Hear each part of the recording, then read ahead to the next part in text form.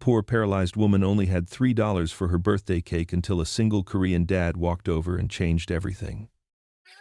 Before we continue, please tell us where in the world you're tuning in from. We love seeing how far our stories travel.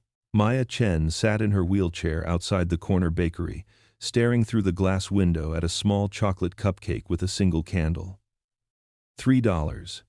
That's all she had left after paying for her medication this month. 3 crumpled bills folded carefully in her worn leather wallet. The cupcake cost $4.50. She'd counted her change 3 times, hoping somehow the numbers would change. But mathematics doesn't bend to desperation. Today was her 28th birthday. The first birthday she'd spent completely alone since the accident 2 years ago that had stolen her ability to walk and, one by one, pushed away everyone she thought would stay. Her sister lived across the country and couldn't afford the plane ticket. Her friends had slowly disappeared, finding excuses that grew less creative over time.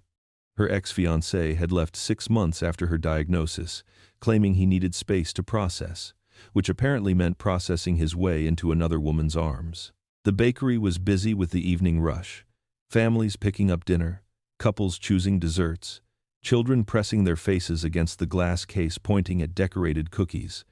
Maya watched them through her reflection in the window, trying to remember what it felt like to move through the world without planning every step, every entrance, every bathroom, every curb.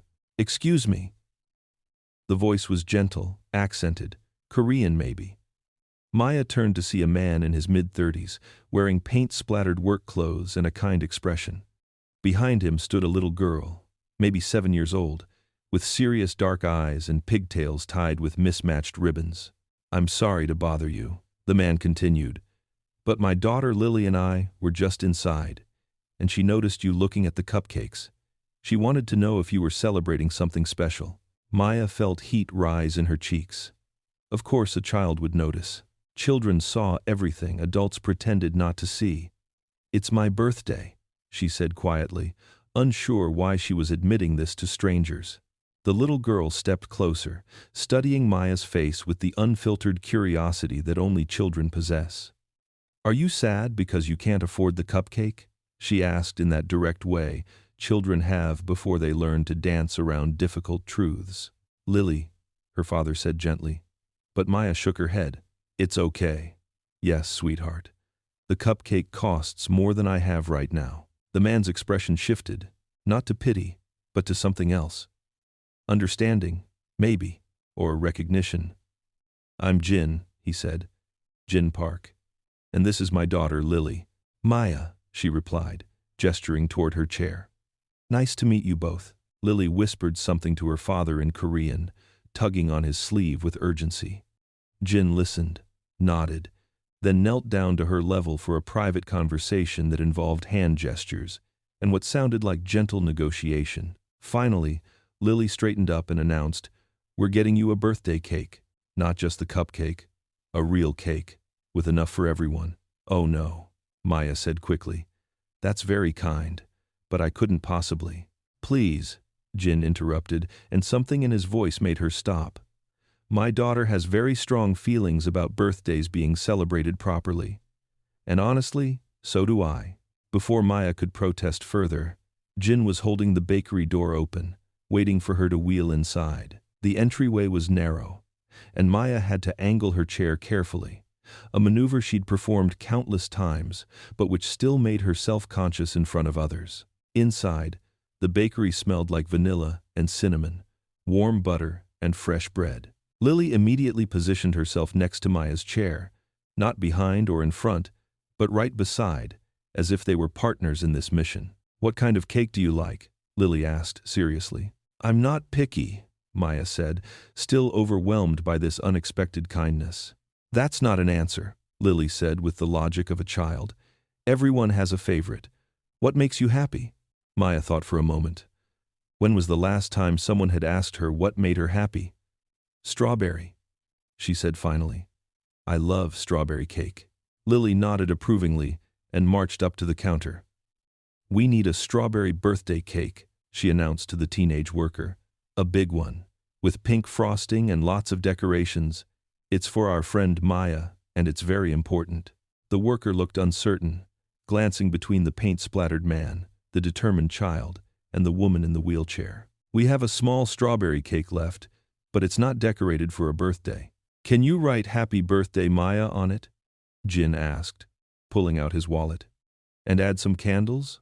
"Sure, that'll take about 10 minutes. Perfect. We'll wait." As the worker disappeared into the back, Maya felt tears threatening. "You don't have to do this. I don't even know you." Jin settled into a chair across from her while Lily climbed onto his lap. 6 months ago, it was Lily's birthday, her first birthday since her mother died. I had no idea how to make it special. I was working 3 jobs, exhausted, grieving, basically failing at everything that mattered. Lily leaned against her father's chest, listening to a story she'd obviously heard before but never tired of. "We went to a restaurant," Jin continued. "Just the 2 of us. I ordered her favorite food, tried to make conversation, but I could see she was sad, really sad. And this elderly woman at the next table, she was eating alone, watching us. When our food came, she walked over and asked if she could sing 'Happy Birthday' to Lily. Her name was Mrs. Chen," Lily added softly. "Mrs. Chen. She had the most beautiful voice. She sang 'Happy Birthday,' and then she sat with us for an hour, telling Lily stories about her own children, asking about school, making her laugh. This stranger, who had no reason to care about us, made my daughter's birthday magical when I couldn't." Maya wiped her eyes, understanding now. "Mrs. Chen told me something that night. She said kindness is never random, it's always needed, and it's always noticed, even when we think it isn't. She said the best way to honor the people we've lost is to be for others what they were for us." The worker returned with a beautiful strawberry cake, pink frosting swirled in delicate roses. "Happy Birthday, Maya," written in elegant script, and 28 candles arranged in a perfect circle. "It's gorgeous," Maya breathed. "We need somewhere to eat it," Lily announced practically. Jin looked around the busy bakery, then at Maya. "My apartment is just 2 blocks away. It's accessible. 1st floor. Would you like to come celebrate properly?" Maya hesitated. She'd learned to be cautious, to protect herself from disappointment and pity. But something about Jin and Lily felt safe.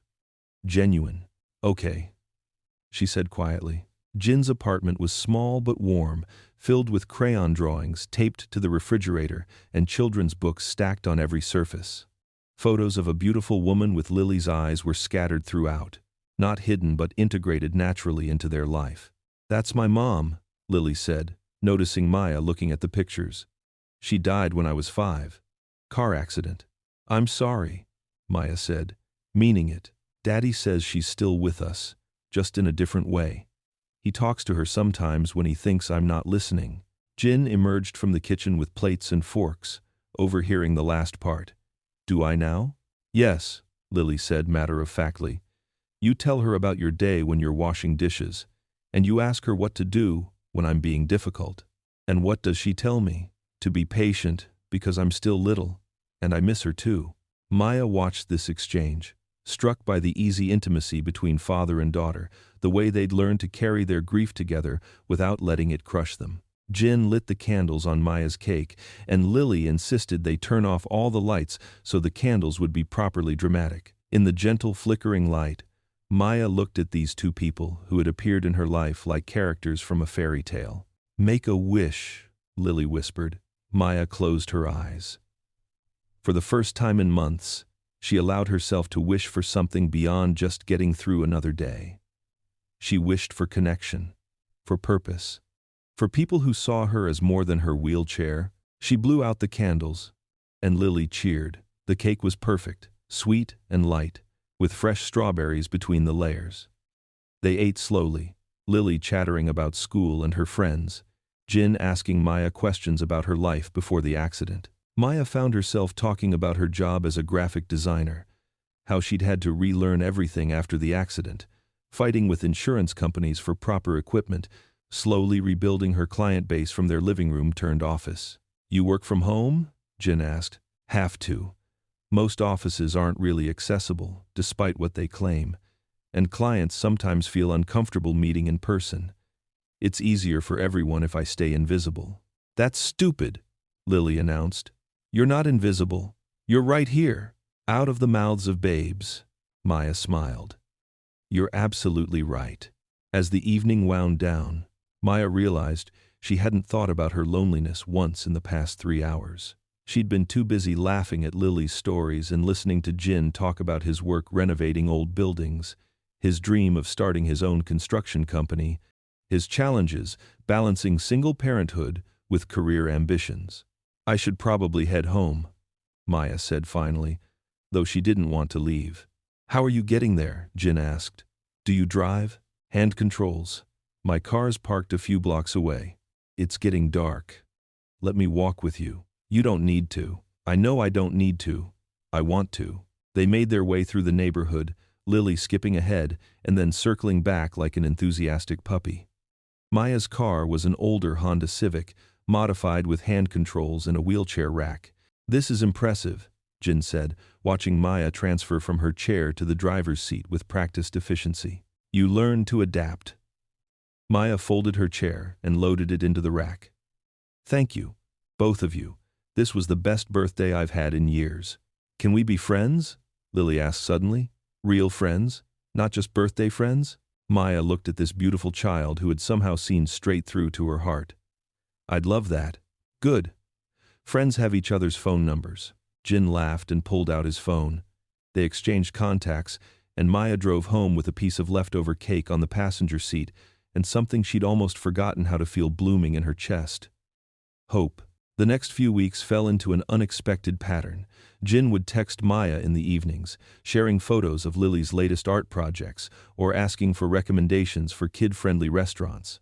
Maya found herself looking forward to these messages, to the glimpse they gave her into their daily life. Lily, it turned out, was incredibly artistic and had strong opinions about everything from the best crayons to the correct way to make peanut butter sandwiches. She was also relentlessly curious about Maya's life, asking questions about the wheelchair, about living alone, about whether Maya ever got scared. "Sometimes," Maya admitted during one of their phone calls, "especially at night. If something happened, if I fell or got sick, no one would know." "That's why you need a family," Lily said with 7-year-old wisdom. "Families check on each other." 2 weeks after the birthday cake incident, Jin called Maya on a Saturday morning, sounding stressed. "I have a huge problem," he said without preamble. "The woman who usually watches Lily on weekends just canceled, and I have a client meeting I can't reschedule. It's for a big renovation project, could really help with the business. I know this is asking a lot, but would you be able to stay with Lily for a few hours? I'll pay you, of course." "You don't need to pay me," Maya said immediately. "I'd love to spend time with her." "Are you sure? She can be a handful." "I'm sure. Send me your address." An hour later, Maya was in Jin's apartment, while he rushed around gathering blueprints and checking his appearance in the hallway mirror.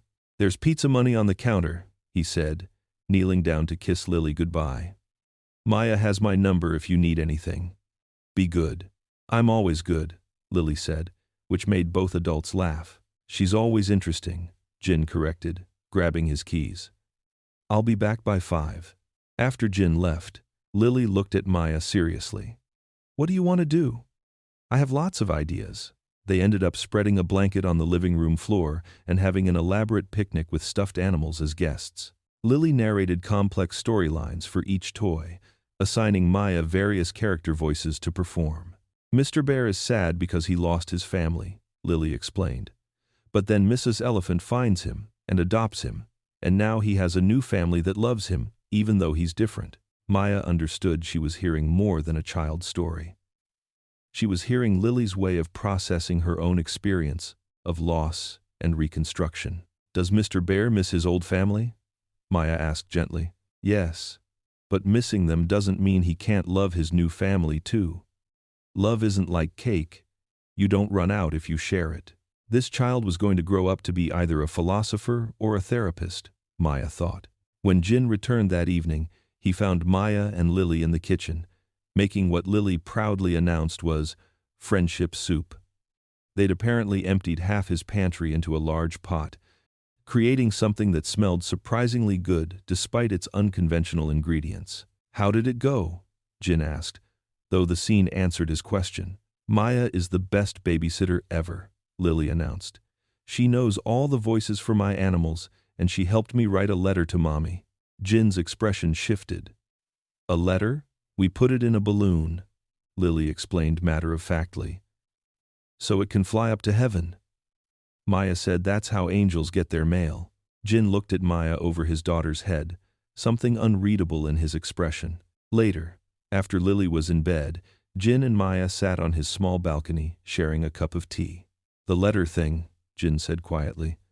"That was really thoughtful. Her grief counselor has been encouraging her to find ways to feel connected to her mother. I hope that was okay. She seemed to need it. It was perfect. She's been lighter since you came into our lives. More like herself." They sat in comfortable silence for a moment. "The client meeting went well," Jin said finally. "Really well. It's a historic building downtown. Needs complete renovation while maintaining the original character. It's exactly the kind of project I've been hoping for." "That's wonderful. It would mean longer hours for a while. More weekend work. I hate the idea of Lily spending more time with babysitters, but I could help," Maya said impulsively. "With Lily, I mean, if you want." Jin turned to look at her. "Maya, you've already done so much. She makes me happy. Being around you both makes me happy. I haven't felt useful in a long time. You're useful every day. Your work, your art, that's not what I mean." Maya struggled to articulate the feeling. "Since the accident, I've felt like I'm just taking up space. Like I'm more of a burden than a contributor. With Lily, I feel like I matter again." Jin was quiet for a long moment. "You matter to us, more than you know." Something in his voice made Maya look at him more closely. In the soft porch light, his expression was tender, vulnerable. "Maya," he said softly, "I need to tell you something. This isn't just about babysitting anymore. Not for me." Her heart started beating faster. "I know it's complicated. I know you probably think I'm just grateful, or that this is about convenience, but it's not. I care about you. Really care about you. And Lily adores you. We both do." Maya felt tears starting. "Jin, I know it's fast. I know there are a lot of practical considerations, but I can't pretend anymore that this is just friendship." "I can't pretend either," Maya whispered. They sat there looking at each other, both afraid to hope, both afraid not to. "Where do we go from here?" Maya asked. "Slowly," Jin said. "Carefully. Together." 6 months later, Maya had a key to Jin's apartment and a designated spot for her wheelchair by the front door. She'd been spending most nights there, helping Lily with homework, cooking dinner with Jin, slowly becoming part of their family rhythm. The transition hadn't been seamless. There were practical challenges. Maya's wheelchair couldn't fit up the stairs to Lily's bedroom, so bedtime stories happened in the living room. Jin's bathroom needed modifications for Maya to use it comfortably. Simple errands required more planning and patience. But there were also unexpected joys. Lily had become fiercely protective of Maya, educating her classmates about disability with the authority of someone who'd learned to see past surfaces. Jin had discovered that Maya's graphic design skills were exactly what his growing business needed for marketing materials. Most importantly, Maya had rediscovered what it felt like to be valued, not despite her limitations, but as a complete person whose contributions mattered. The real test came during Lily's 8th birthday party. Maya had been anxious about meeting Jin's extended family and friends, worried about being seen as an outsider, or worse, as a burden Jin had taken on, out of kindness. The party was in the community center near their apartment, and Maya arrived early to help with decorations.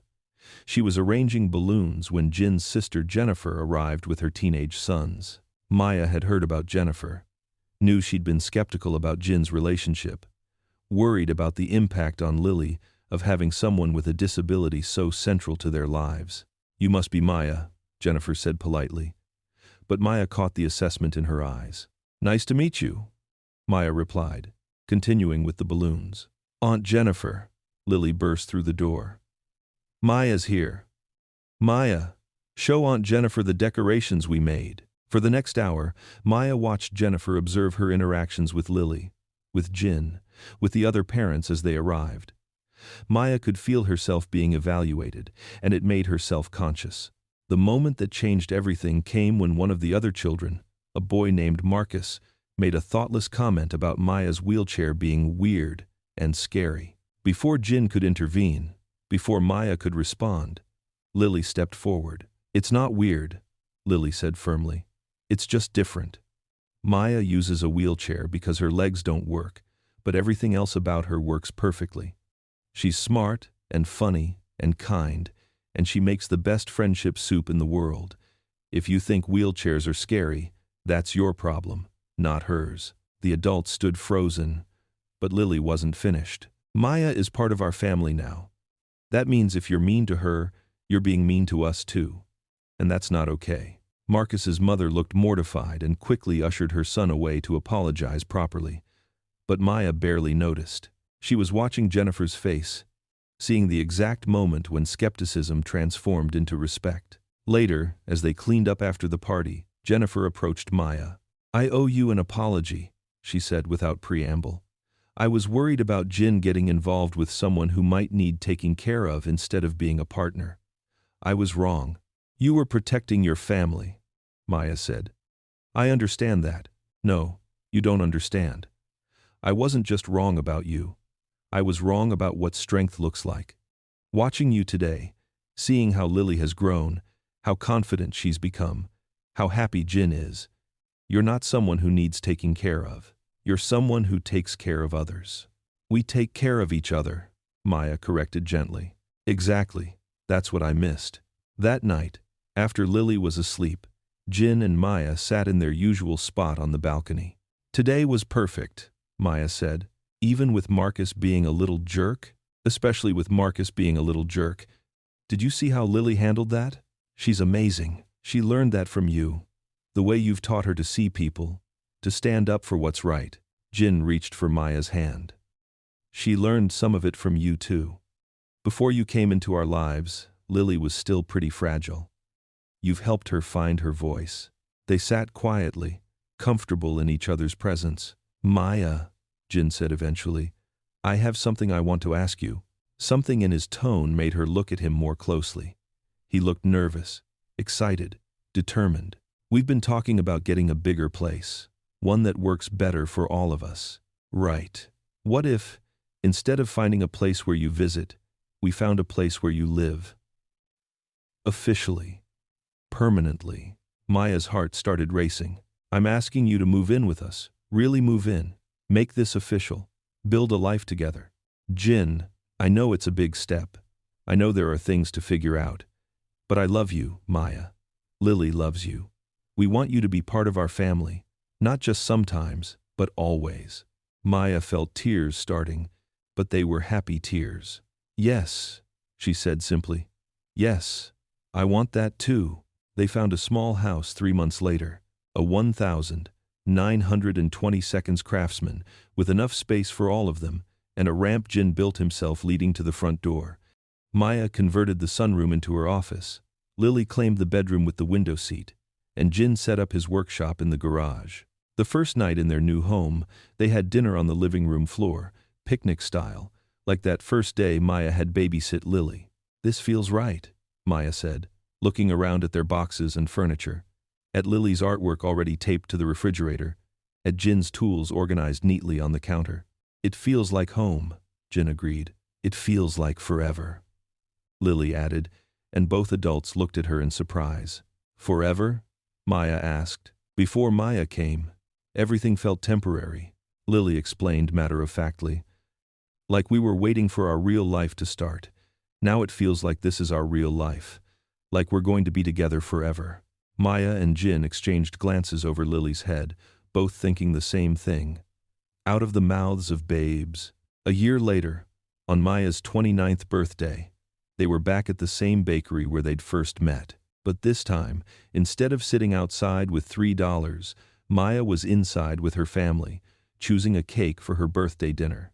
"Strawberry again?" the teenage worker asked, recognizing them. "Actually," Maya said, "let's try something new. What do you recommend?" The lemon raspberry is really popular, and the chocolate peanut butter is amazing. Let's get both, Jin said. We're celebrating. As they drove home, cake boxes balanced carefully in Maya's lap. Lily chattered about her plans for the birthday dinner party, surprise song, and the gift she'd made in art class. Maya looked out the window at the neighborhood that had become home, at the community center where they volunteered, at the corner store where the owner now greeted her by name.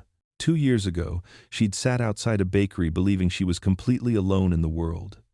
Today, she was driving home to a family who loved her, to a life that felt full and meaningful. Not because her circumstances had changed, she was still in a wheelchair, still dealing with chronic pain some days, still navigating a world not designed for her, but because she'd found people who saw her completely and chose to love her anyway. "What are you thinking about?" Jin asked, noticing her quiet mood. "Just remembering," Maya said. 2 years ago, I thought my life was over. I thought the accident had taken everything that mattered. And now I think maybe it brought me exactly where I needed to be." In the back seat, Lily started singing Happy Birthday in preparation for later. Her voice sweet and off-key and perfect. Maya closed her eyes and listened, remembering that moment in the bakery when she'd blown out 28 candles and wished for connection, for purpose, for people who would see her as more than her wheelchair. Sometimes, Maya thought, wishes come true in ways you never expected. Sometimes the life you lose leads you to the life you were meant to have. And sometimes the people who find you when you're at your lowest become the ones who lift you highest. The car pulled into their driveway, and Lily bounded out, eager to start the birthday celebrations. Jin came around to help Maya with her wheelchair, a routine they'd performed hundreds of times, but which still felt like an act of love. "Ready for birthday dinner?" he asked, kissing her forehead. "Ready for everything," Maya replied, and she meant it. Because she'd learned that home isn't a place you find. It's a place you build, with people who choose to stay, one small act of kindness at a time.